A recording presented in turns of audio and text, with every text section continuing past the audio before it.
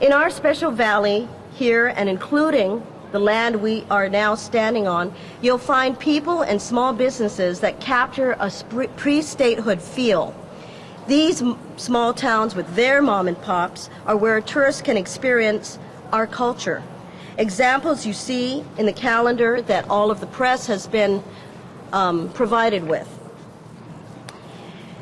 We are sitting here near Ilani Palace, 100 yards away, but actually right up the Pali, yet a mile away, is Queen Emma Summer Palace, a jewel of Hawaii, a historic site which many locals, in addition to visitors, have never even visited nor are aware of.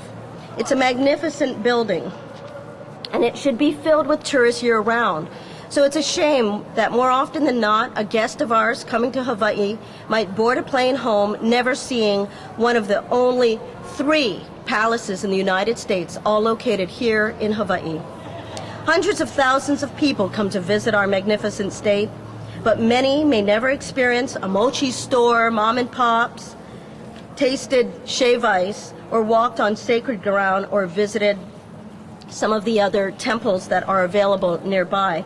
And the reason for this is lack of education. We need to focus on helping to make tourists more aware of what else Hawaii has to offer. For tourism, heritage tourism, to exist and flourish, we need the coordination of preservation, protection, and awareness in our tourism industry of these historic sites. We as legislators, the people of Hawaii, must do everything in our power to make sure that our beautiful state maintains its natural, one-of-a-kind, man-built appeal. And along with my colleagues, we have put together several bills this year dealing with preservation, protection, and heritage tourism. House Bill 504 pushes for more signs identifying state landmarks. This bill will let people know what they're actually looking at and why it's important and relevant.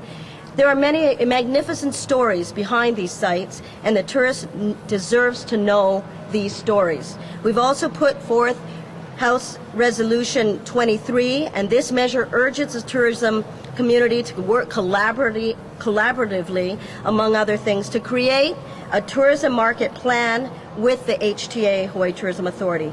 So don't get me wrong, we know that HTA has done a great job supporting festivals, ethnic festivals, but what we're asking for is a stronger approach to heritage tourism. We plan on talking with members of the Hawaii Tourism Authority, sitting down with them, helping to give input on a cohesive strategy for success of heritage tourism. Because if it's done correctly, we know it will be the important source of revenue that our state's looking for. I say it's time to be proactive. I say let's get the ball rolling faster on heritage tourism. And it cannot be more evident in these economic times that we need to reach across the aisle to unite for the people of Hawaii, for our unique culture, for all that we love and hold so dear. I implore all my friends on both sides of the aisle, with the nonprofits and the advocates of historic preservation, to come together to help preserve and protect the treasures of Hawaii so that we might prosper as a state and as a people. We want to protect, we want to preserve, and when we want to prosper. Thank you, and now I'd like to turn it over to Mr. Tom Smythe, an economic